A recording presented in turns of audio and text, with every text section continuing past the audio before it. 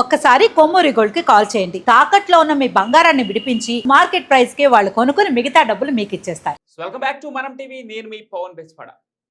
మౌనం అర్థాంగీకారం అంటారు కదా, దానికి తగ్గట్టుగానే పాకిస్తాన్ వ్యవహార శైలి ఉంది. పాకిస్తాన్లోని ఉగ్రవాద స్థావరాల శైలి అలాగే ఉంది, ఉగ్రవాదుల శైలి కూడా అలాగే ఉంది. భారత్ పాకిస్తాన్ మధ్య దాదాపుగా 6 నుంచి 7 సార్లు శాంతి ఒప్పంద చర్చలు జరిగాయి. దీనిలో ప్రతిసారి ఉగ్రవాదులు మాకు అప్పచెప్పాలి, ఉగ్రవాదాన్ని విడనాడాలి, ఆ తర్వాత పాక్ ఆక్రమిత కాశ్మీర్ను భారత్కు అప్పచెప్పాలి. ఇవి భారత్ తరపు నుంచి ఉండేటువంటి డిమాండ్లు. అయితే పాక్ ఆక్రమిత కాశ్మీర్ గురించి మాట్లాడకపోయినా కూడా మాకు ఆ కాశ్మీర్ విషయంలో మీరు దయచేసి జోక్యం చేసుకోవద్దని చెప్పి పాకిస్తాన్ నుంచి కొన్ని ఉండేవి, అంటే రిటర్న్ ఉండేవి. కానీ ఉగ్రవాదుల విషయంలో మాత్రం ఎటువంటి కామెంట్ చేయలేదు పాకిస్తాన్. ఇది 6 నుంచి 7 సార్లు జరిగిన చర్చల్లో కూడా ప్రతిసారి కాశ్మీర్ అంశాన్ని తెరపైకి తెస్తుంది తప్ప ఉగ్రవాదాన్ని విడనాడాలి, ఉగ్రవాదులు మాకు అప్పగించాలని భారత్ డిమాండ్ చేస్తే ఏనాడు కూడా దానికి రిప్లై లేదు పాకిస్తాన్కి. దాంతోపాటు ఈరోజు ఇటీవల పాకిస్తాన్ రోడ్లపైన ర్యాలీలు చేస్తున్నటువంటి ఉగ్రవాదులు మనం చూడొచ్చు. సోషల్ మీడియాలో కూడా ఈ వీడియోలు తెగ వైరల్ అవుతున్నాయి. ఉగ్రవాదులు తమకు రక్షణ కల్పించట్లేదని చెప్పేసి, తమకు స్వీయ రక్షణే కరువైందని చెప్పేసి, సొంత దేశంలో మాకు ఆ రక్షణ లేదని చెప్పేసి ఉగ్రవాదులు పాకిస్తాన్ ప్రభుత్వానికి వ్యతిరేకంగా పాకిస్తాన్ రోడ్లపైన ర్యాలీలు జరుపుతూ ఉన్నారు. ఇంతకంటే సజీవ సాక్ష్యం ఏం కావాలి? గతంలో నుంచి ఇప్పటి వరకు, ఇక ముందు కూడా నాకు తెలిసి పాకిస్తాన్ ఉగ్రవాదులను పెంచి పోషిస్తుందనడానికి ఇంతకంటే గొప్ప సాక్ష్యం ఏం కావాలి? ఇప్పుడు అంటే మొన్నటి వరకు మాకు ఒక అకామిడేషన్ కల్పించారు, ఇప్పుడు భారత ప్రభుత్వం దాడి చేస్తుందని చెప్పేసి మాకు రక్షణ కరువైందని చెప్పేసి ఉగ్రవాదులే ర్యాలీ చేయడం ఏంటిది? ఎంత హాస్యాస్పదం! అంతర్జాతీయంగా ఆ పాకిస్తాన్ చేస్తున్న ఆ దుర్బుద్ధి ఇప్పుడు అంతర్జాతీయంగా బట్టబయలైంది కదా. దీనిపైన విశ్లేషణ తీసుకుందాం. మనతో పాటు సీనియర్ జర్నలిస్ట్ కట్టా కార్తిక్ గారు ఉన్నారు. అన్న నమస్తే. నమస్తే. మాకు రక్షణ కల్పించండి, గతంలో మీరు ఆదుకున్నారు ఓకే, కానీ ఇప్పుడు ఎందుకు మమ్మల్ని రోడ్డు పాలు చేశారు? మేము రోడ్డు మీదకి వచ్చి ర్యాలీలు చేయాలా మమ్మల్ని ఆదుకోవడం కోసం? ఉగ్రవాదులు అడుక్కుంటున్నారు, ఎవరు ప్రజలు కాదు అడుక్కునేది. ఉగ్రవాదులు పాకిస్తాన్ ప్రభుత్వానికి వ్యతిరేకంగా రోడ్డు మీదకి వచ్చి ర్యాలీలు చేస్తున్నారు. ప్రపంచం మొత్తం ఉగ్రవాదుల నుంచి రక్షణ కావాలని కోరుకుంటుంది. ప్రపంచంలో ప్రతి పౌరుడు కూడా ఉగ్రవాదుల నుంచి రక్షణ కావాలని కోరుకుంటున్నాడు. అవును. కానీ ఉగ్రవాదులు మాత్రం మాకు రక్షణ కావాలని పోరాటం చేసుకుంటున్నారు. అవునవును. సో ఒక విచిత్రకరమైన పరిస్థితి. కాకపోతే ఒక విషయం దీని నుంచి మనం తీసుకోవాల్సిందంటే పాకిస్తాన్లో ఉగ్రవాదులు ఉన్నారు అనేది పిచ్చ క్లియర్ అవుతా ఉంది. అంటే రోజు రోజుకి ఎవిడెన్స్ ఎక్కువ దొరుకుతా ఉంది. యాక్చువల్లీ ప్రపంచానికి మనం చూపించాం 9 ఉగ్రవాద శిబిరాల మీద దాడి చేసి, ఇదిగో పలానా చోట జైషే మహమ్మద్ హెడ్ ఆఫీస్ ఉంది, పలానా చోట లష్కర్ ఎ తోయిబా హెడ్ ఆఫీస్ ఉంది, పలానా చోట అజూర్ మహమ్మద్ కుటుంబ సభ్యులు ఉన్నారు. సార్ ఆయన అంటే తప్పించుకొని పోయి ఉండొచ్చు కాక వాళ్ళ కుటుంబ సభ్యులు, వాళ్ళ బామ్మర్దులు, వాళ్ళు వీళ్ళు ఉన్నారు. పలానా చోట ఆఫీస్ సంబంధించినటువంటి వ్యక్తులు, వాళ్ళ బామ్మర్దులు పలానా చోట ఉన్నారు అనేది మనం చూపించాం. కొంతమందిని కొలాప్స్ చేసాం, కొంతమందికి తాట తీసాం, ఇవన్నీ జరిగిపోయింది. అయితే భారత్ ఒక 9 స్థావరాల మీద, అంటే పాకిస్తాన్లో 4 స్థావరాలు, పీఓకేలో ఉన్నటువంటి 5 స్థావరాల మీద దాడి చేసి దాదాపు 100కు పైగా మందిని ఉగ్రవాదులను పట్టున పెట్టుకున్న తర్వాత ఉగ్రవాదులు ఒక భయం, అమ్మో భారత్ ఏంది, భారత్ దగ్గర ఉన్న వెపన్స్ ఏంది, భారతదేశం ఒక టెక్నాలజీ ఏంది, ఈ భారతదేశం మమ్మల్ని ఊరుకునేటట్టు లేదే అనేటువంటి. మొన్నటిదాకా ఏంటంటే శాంతి సామరస్యం అని చెప్పేసి మనం ఎవరి మీద పెద్ద దాడికి పోయేవాళ్ళం కాదు. దాన్ని చేతగానితనం అనుకుని విచ్చలవిడిగా ఎప్పటికప్పుడు ఎలా కావాలంటే అలా మనమే దాడులు చేస్తూ, అది కూడా దొంగచాటుగా డైరెక్ట్గా వచ్చి యుద్ధం చేసే ఈ ఉగ్రవాదులు సపోర్ట్ ఇస్తున్న పాకిస్తాన్ గారు ఎప్పుడూ లేదు. అయితే ఇంకో చాలా క్లియర్ ఏంటంటే, మన కాశ్మీర్లోకి వచ్చి మన ఆడవాళ్ళ ముందు భర్తలను చంపేస్తే, అంటే వాళ్ళ సింధూరాన్ని చెరిపే ప్రయత్నం చేస్తే, ఆపరేషన్ సింధూర్ పేరుతో మన ఉగ్రవాదులు కేవలం ఉగ్రవాద శిబిరాల మీద పాకిస్తాన్లో ఉన్నాయని దాడులు చేస్తే పాకిస్తాన్ కూడా ఏం చేయాలి? మా వాళ్ళు కావట్లేదు, నువ్వు చేస్తున్న మంచి పనేగా నాది ఉగ్రవాదుల విషయంలో. కానీ వాళ్ళకి సపోర్ట్గా పోయి మన మీద యుద్ధానికి వచ్చింది. సరే యుద్ధానికి వచ్చింది, ఎన్నాళ్ళు ఉంది? 3 రోజులు ఉండగలిగింది. తర్వాత మోకాల మీద కూర్చొని దేహీ ప్రభు కొద్దిగా చూసి కాలబేరానికి వచ్చింది. అంటే అంతే జుట్టు అందపోతే కాళ్ళు, అది పాకిస్తాన్ నైజం. ఇప్పుడు పాకిస్తాను భారత్ దెబ్బకి ఈ ఉగ్రవాదం రోడ్డు మీద వదిలేయాల్సి వచ్చింది. దాకా వీళ్ళకి రక్షణ ఇచ్చింది, శిక్షణ ఇచ్చింది, ఆయుధాలు ఇచ్చింది, ఫుడ్ పెట్టింది, బెడ్ ఇచ్చింది, అన్ని ఇచ్చింది. ఇప్పుడు ఏంది? ఏదైనా చేస్తే భారతదేశం ఊరుకునేటట్లేదు, వచ్చి బాంబులు ఇస్తట్టు ఉంది. మనలో బ్రహ్మాస్త్రం చూస్తే భయం వేస్తుంది. పురాణాల్లో బ్రహ్మాస్త్రం గురించి చదువుకున్నాను. యుద్ధంలో చివరి ఆయుధంగా దాన్ని వాడతారు. ఓకే. అది గనక వదిలారు అంటే ఉమ్, శత్రు మటాస్. ఉమ్, ఇప్పుడు మన బ్రహ్మాస్త్రం కూడా అంతే.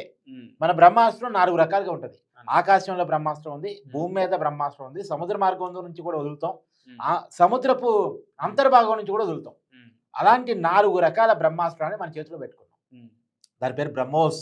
ఉమ్, బ్రహ్మోస్ అంటే మన బ్రహ్మపుత్ర అన్నది. ఉమ్, తర్వాత అది రష్యా టెక్నాలజీ, రష్యాతో కలిసి మనం చేసాం కాబట్టి ఉమ్. మాస్కో రివర్ అంటే రష్యా సంబంధించిన ఓకే, మాస్కో ఓకే, రివర్. ఉమ్, ఈ 2 పేర్లు కలిసి వచ్చేటట్టు బ్రహ్మోస్ అని పేరు పెట్టుకున్నాం మనం. ఓ, ఉమ్, అది 2001లో మనం ఉమ్, ఒక అనుకొని తయారు చేయడం స్టార్ట్ చేసినాం. ఉమ్, ఇప్పుడు అది ప్రపంచాన్నే భయపెడుతుంది. ఉమ్, ఒక పాకిస్తానే కాదు, ఉమ్, పాకిస్తాన్కి ఆయుధాలు సప్లై చేసిన చైనాను కూడా అదే భయపెడుతుంది. ఉమ్, ఎందుకంటే వాళ్ళ రాడార్ సిస్టమ్ కొలాప్స్ చేస్తున్నాం. ఉమ్, వాళ్ళ ఎయిర్ బేస్ 11 ఎయిర్ బేస్, 1 కాదు 2 కాదు 11 ఎయిర్ బేస్ ని గంటల వ్యవధిలో కొలాప్స్ చేసాం. ఉమ్, ఒక రకంగా చెప్పాలంటే పాకిస్తాన్ కాలు రాత్రి కనపడింది. ఉమ్, ఇప్పుడు ఎందుకు ఈ ఉగ్రవాదం రోడ్డు మీద వదిలేసిందంటే ఉమ్, భారత దమ్ము, ధైర్యం, ఆయుధం, టెక్నాలజీ చూసిన తర్వాత ఉమ్, పాకిస్తాన్ ఇంకా నేనేం చేయగలను, చైనా నుంచి తీసుకొస్తే ఉమ్, వాటిని కొప్పుకొలుస్తుంది, అమెరికా నుంచి F-16 కొనుగోలు చేస్తే వాటిని కొప్పుకొలుస్తుంది. ఉమ్, నేను భారత్ బోర్డర్లో కూడా పోలేని పరిస్థితి ఉండే నా ఆయుధాలు, నా యుద్ధ విమానాలు.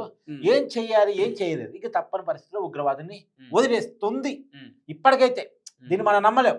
ఓకే, పాకిస్తాన్కు ఉన్న బుద్ధి ఉగ్రవాదం వదిలేస్తుంది అన్నది మనం చివరిదాకా నమ్మలేం. ఉమ్, కానీ ఈ ఉగ్రవాదులు అయితే ఉమ్, భారతదేశం ఒత్తిడి మేరకు నువ్వు మమ్మల్ని వదిలేస్తే ఎట్టా, ఉమ్, నువ్వు మాకు సెక్యూరిటీ ఇవ్వాల్సిందే, ఉమ్. మాకు ఫుడ్, రక్షణ అన్ని ఇవ్వాల్సిందే అనేటువంటిది రోడ్డు మీద పడి అంటున్నారు. ఇక్కడ కానీ నిస్సిగ్గుగా ఉమ్, ఉమ్, నేను ఉగ్రవాదులు ఇప్పుడు జనాన్ని చంపేవాళ్ళు వాళ్ళు, ఉమ్, జనానికి రక్షణ లేనిది వాళ్ళ నుంచి. ఉమ్, ఇవాళ వాళ్ళు రక్షణ అడుగుతున్నారంటే సమాజం కూడా అడుగుతుంది కదా, ఉమ్, సమాజం కూడా మీ నుంచి రక్షణ కావాలని అడుగుతుంది కదా. ఎవరికి వాళ్ళుగా తుపాకులు వదిలేసి ఎవరి జీవితం వాళ్ళు గడుపుకుంటే ఇబ్బంది లేదు కదా. ఉమ్, ఇవాళ మీకు రక్షణ ఎందుకు అడుగుతున్నారు, మీరు తుపాకులు పట్టుకున్నారు కాబట్టి. ఆ తుపాకులు వదిలేయండి, మీరు రక్షణగానే ఉంటారు. ఉమ్, మీరు మీ పనుల్లో ఉండండి, ఉమ్, సగటు జీవిలాగా ఉమ్, మీరు మీకు చేతనైన పని చేసుకొని మీ లైవ్లీహుడ్ బతకండి, మీరు మీ కుటుంబాలు బతకండి. ఉమ్. వాళ్ళకి ఇబ్బంది ఉండదు కదా, ఉమ్. వాళ్ళకి రక్షణ అనేటువంటి ఇష్యూనే రాదు కదా. ఇక్కడ పాకిస్తానే ఉగ్రవాదులు పెంచి పోషించడానికి ఒక ఉదాహరణ మీకు చెప్తా. పహల్గాం ఉగ్రదాడి జరిగిన తర్వాత బహ్వల్పూర్ లో మన వాళ్ళు అటాక్ చేసిన తర్వాత జైషే మహమ్మద్ హెడ్ మసూద్ అజహర్ సంబంధించినటువంటి ఫ్యామిలీకి సంబంధించినటువంటి 14 మంది చనిపోయారు. దాంట్లో మసూద్ అజహర్ తమ్ముడు అస్గర్ కూడా ఉన్నాడు. ఎందుకు అక్కడ- ఓపెన్ గా లెటర్ రాశాడు కదా. కాదు కదా, ఓకే, అది క్లియర్.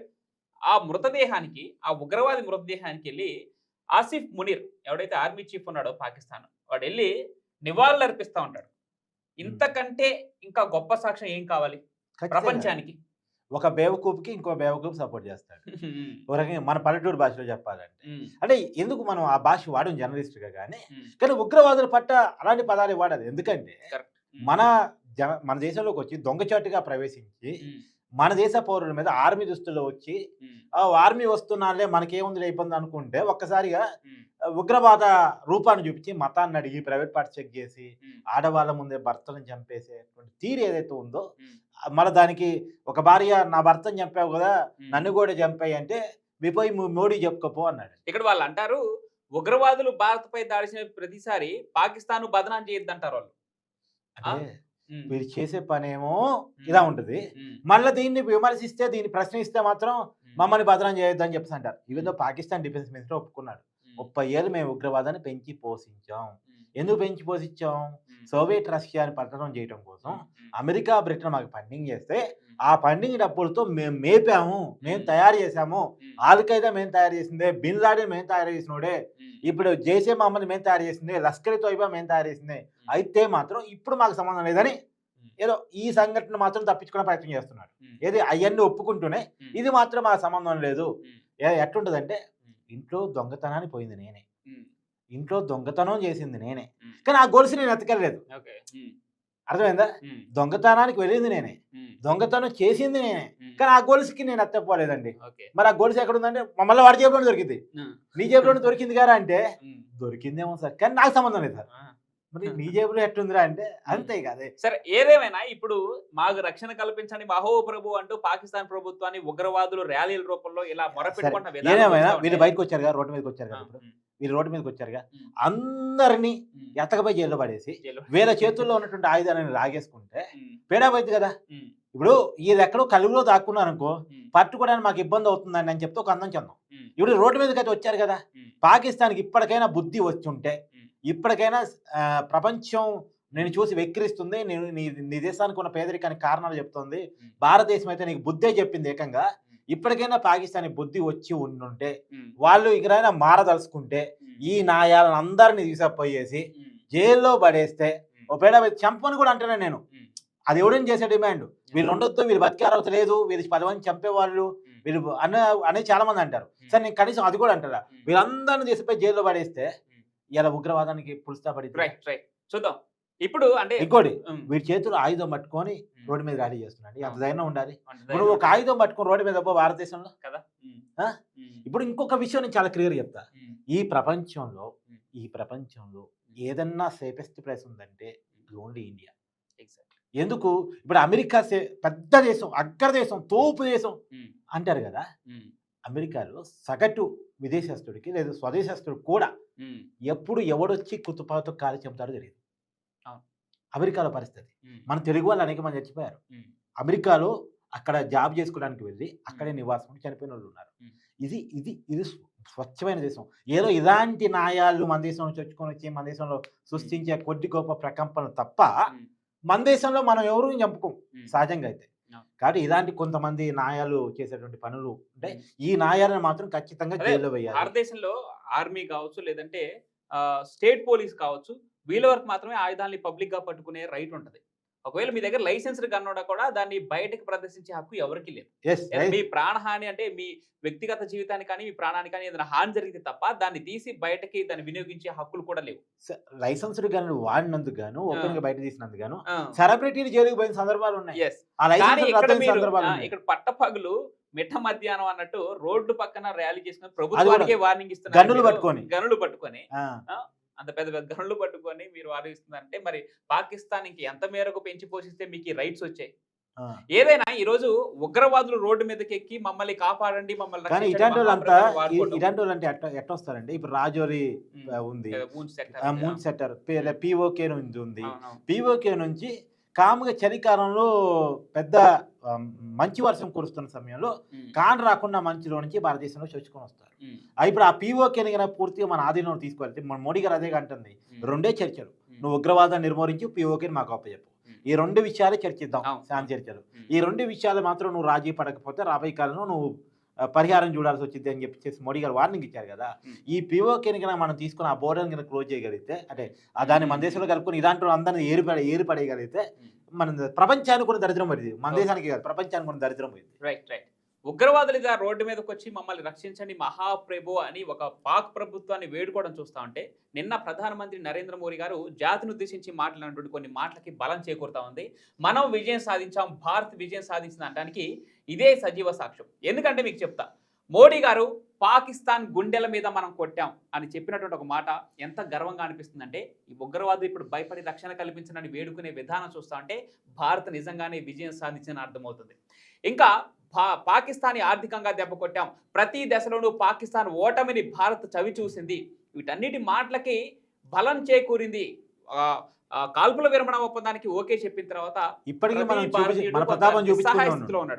మన సింధు జలాలు ఇంకా ఏమి పునరుద్ధరించలేదు, వాణిజ్య దౌత్య సంబంధాలు పునరుద్ధరించలేదు, మన ప్రతాపాన్ని ప్రతీకారాన్ని ఇంకా పాకిస్తాన్ చూపిస్తూనే ఉన్నాం. వాటానికి బలం చేకూర్చే విధంగానే ప్రధానమంత్రి ఏదైతే ప్రకటించారో భారత్ విజయం సాధించింది, ఈ ఆపరేషన్ కొనసాగుతుందని ఏదైతే ప్రకటించారో దానికి సాక్ష్యమే ఇది. ఇది బలం చేకూరుస్తుంది భారత్ విజయం సాధించడానికి. ఉగ్రవాదుల వెన్నులో వణుకు పుడుతుంది, పాకిస్తాన్ గుండెలో గుబులు పుడుతుంది. ఇదే సజీవ సాక్ష్యం. ఉగ్రవాదులు రక్షణ కోరుకుంటున్నారు. సో భవిష్యత్తులో కూడా వాళ్ళకి ఆ డేంజర్ జోన్లో ఉన్నారు. భారత్ ఎట్టి పరిస్థితుల్లో వదిలిపెట్టే ప్రయత్నం చేయదు, వదిలిపెట్టదు కూడా. చూద్దాం భవిష్యత్తులో ఏం జరగబోతుందో. Operation Sindoor will be continued.